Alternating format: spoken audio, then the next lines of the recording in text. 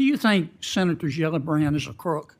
No, and I do not think all politicians are crooks. And why did you call her a crook? I did not call her a crook. Now, Senator, you need to here's focus what on I'm this looking bill. right now. You're doing this again. You did it the last published a hearing. tweet that You said need to Senator read the Gillibrand's bill. role. Why do you think the crypto industry is buying Senator Gillibrand? I said, look at the campaign contributions from this industry. You think they've bought her? No, I said, look at the campaign You contributions. said they bought her. Do you think they bought her? Senator, you need to focus on this bill instead of trying to distort my Twitter. Last time, one of my you were colleagues quoting what a Marxist in Chicago said about And what evidence do you have no that she's sense. a crook? I said there is massive amount of campaign contributions coming into this Congress from the crypto industry. Do you want to apologize to Senator Gillibrand? I do not want you to have to apologize for passing legislation Do you want to that apologize destroys to our Senator economy. Gillibrand for calling You her are correct? distorting what I said, just like you did in the last hearing. What started as a policy discussion about digital assets quickly spiraled into one of the most chaotic moments in recent Senate hearings,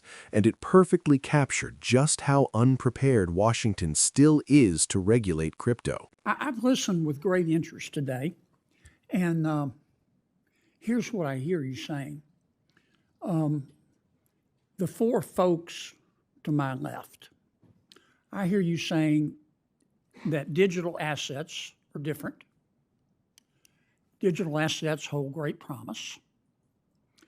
Digital assets need special rules. I agree with that. The obvious question is, what should those rules be? And to what extent should we allow you to draft them? I've also heard some of you say that digital assets represent the next generation of the internet.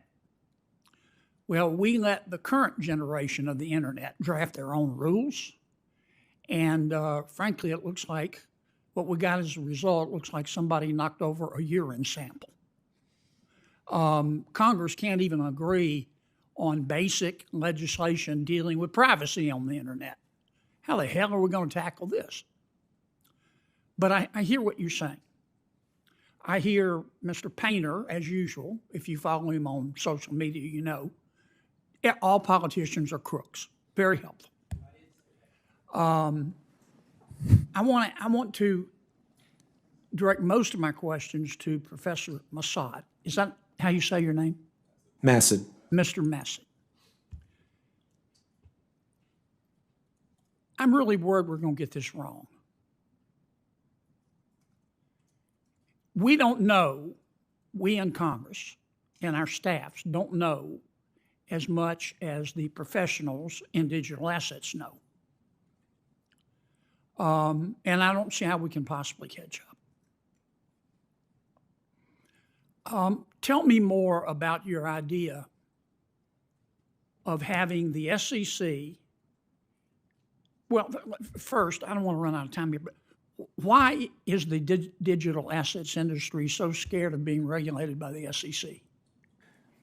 Well, I think we need to step back, Senator. Briefly, please.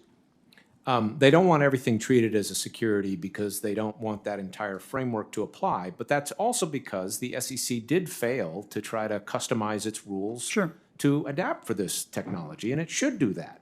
And you've got leadership at the agencies now who are working on those things. You're suggesting that we turn to two of our agencies, one of which is the SEC, and say, you have expertise. Before we take a crack at a bill, you come up with a bill with rules, with regulations. Tell us how to do this. Because I hear you saying in some cases digital assets are commodities. In some cases, they're securities. Congress needs to fill the gap, which is if it's not a security, who's going to create a regulatory framework for it? So you do need to fill that. But these questions about exactly which is when is it a security, when is it not a security, how do we customize the rules, what should we do about DeFi, a lot of that should really be left to the agencies. You could establish some principles, but I wouldn't write detailed rules. Have you looked, Professor, at Congressman Hill's legislation? I have in detail. What do you think? I think it's got a lot of problems. I think it's 236 pages of regulatory arbitrage opportunities for creative lawyers, and I used to be one that did that kind of stuff. Made a lot of money, did you? I did, but Mr. Painter, do you think Senator Gillibrand is a crook? No, and I do not think all politicians are crooks. And Why did you call her a crook? I did not call her a crook. Now, Ms. Senator, you need to here's focus what I'm on this looking bill. right now. You're doing this again. You did it the last published a hearing. tweet that You said need to Senator read the Gillibrand's bill. role in stablecoin regulation, $217,000 in crypto donations. You tweeted that. Yes, I And do. then you said, the crypto industry is buying Congress and the White House. This won't end well.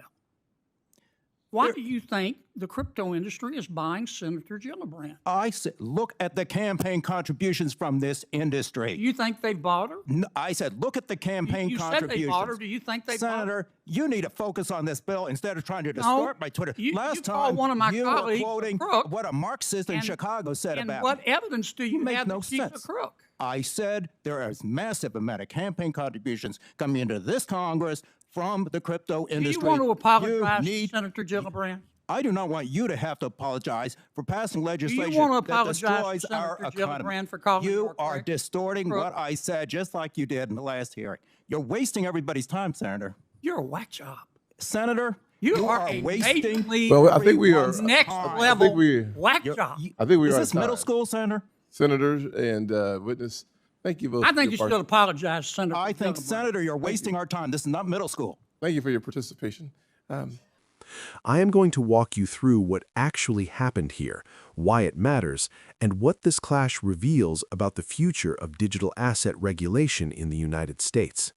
And if this kind of clear, no-nonsense breakdown helps you understand what is really going on in Congress, make sure you subscribe to the channel so you do not miss our next report. Senator John Kennedy opened by laying out a concern that many lawmakers quietly admit but rarely say out loud. Congress does not fully understand digital assets. The industry does. That imbalance, Kennedy argued, creates a dangerous situation where lawmakers risk either over-regulating innovation or handing the rulemaking pen directly to the industry itself. Kennedy acknowledged that digital assets are different from traditional financial instruments and that they likely need a different regulatory framework. But he pointed out a hard truth. When Congress allowed early internet companies to largely write their own rules, the result was a regulatory mess that lawmakers still cannot fix decades later.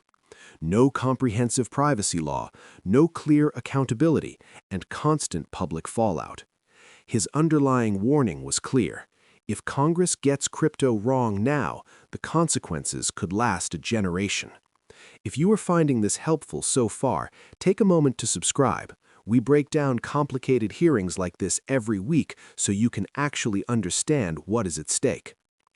Kennedy then turned to Professor Massad, pressing him on a central question. Why does the crypto industry fear regulation by the Securities and Exchange Commission so intensely? Massad explained that the fear is not regulation itself, but classification. Treating every digital asset as a security would subject the entire industry to rules designed for stocks and bonds, not decentralized technology. At the same time, he acknowledged that the SEC failed for years to adapt its rules to new technology, which helped fuel industry resistance. The deeper issue, Massad argued, is that Congress has not filled the regulatory gap. If an asset is not a security, who regulates it? That uncertainty has left agencies fighting for jurisdiction and companies operating in gray zones. His recommendation was blunt. Congress should set broad principles and let expert agencies handle the technical details, rather than trying to legislate hundreds of pages of highly specific rules that creative lawyers will exploit. That is where things took a sharp turn. When Kennedy asked about Representative Hill's crypto legislation, Massad did not mince words.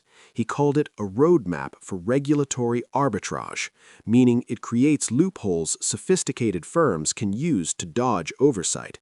Coming from someone who openly admitted he once made money exploiting regulatory loopholes as a lawyer, the criticism carried weight.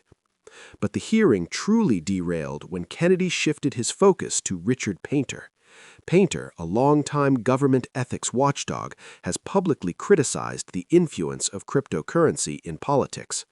Kennedy accused him of suggesting that Senator Kirsten Gillibrand had been bought by the crypto industry because of campaign donations. Painter pushed back, saying he never called her a crook, only that massive amounts of crypto money are flowing into Congress. What followed was not a policy debate. It was personal, hostile, and chaotic. Kennedy demanded an apology. Painter refused. Voices rose.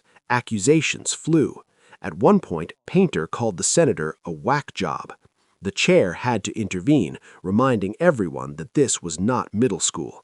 If you are still watching, make sure you subscribe because moments like this matter far beyond the viral clip. Here is why this exchange is important. This hearing exposed the real fault lines in crypto regulation. Lawmakers fear losing control to an industry they do not fully understand. Experts fear Congress will write rigid laws that break innovation or get gamed by insiders. Ethics watchdogs warn that industry money is shaping legislation before the public even knows what is happening.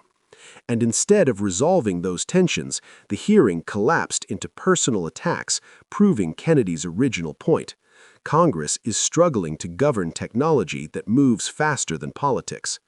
Until lawmakers either build real expertise or trust institutions that have it, these hearings will keep ending the same way: loud, confusing, and ultimately inconclusive.